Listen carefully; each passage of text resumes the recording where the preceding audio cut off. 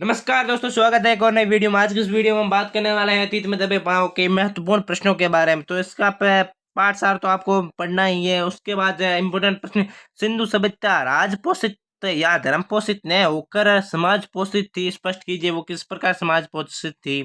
कैसे कह सकते हैं कि सिंधु सभ्यता में लो लो प्रोफाइल सभ्यता थी, क्या लो प्रोफाइल सभ्यता थी। कैसे कह सकते हैं कि सिंधु सभ्यता लो प्रोफाइल सभ्यता थी।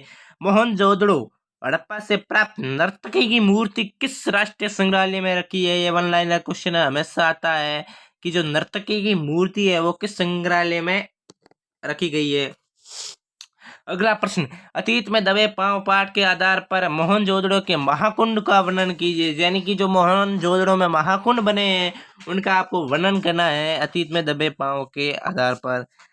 अगला प्रश्न, ठीक है, अगला प्रश्न क्या है कि कुलधरा कहाँ स्थित है। यानी ये कुलधरा जो जैसलमेर की प्राचीन दीवार है, ये मैं आपको बता दूं कि जैसलमेर में कुलधरा है।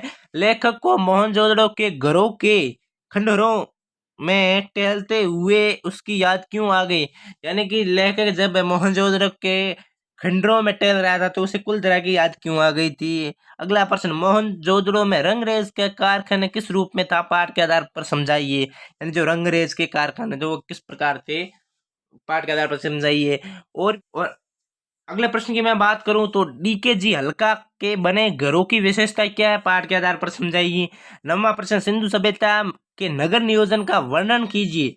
यानी जो नगर नियोजन था उसका वर्णन करना है। तो 10वां प्रश्न, मोहनजोदड़ो के भौगोलिक व प्राकृतिक वातावरण पर टिप्पणी लिखनी है। क्या है कि भौगोलिक और प्राकृतिक वातावरण पर टिप्पणी लिखनी है।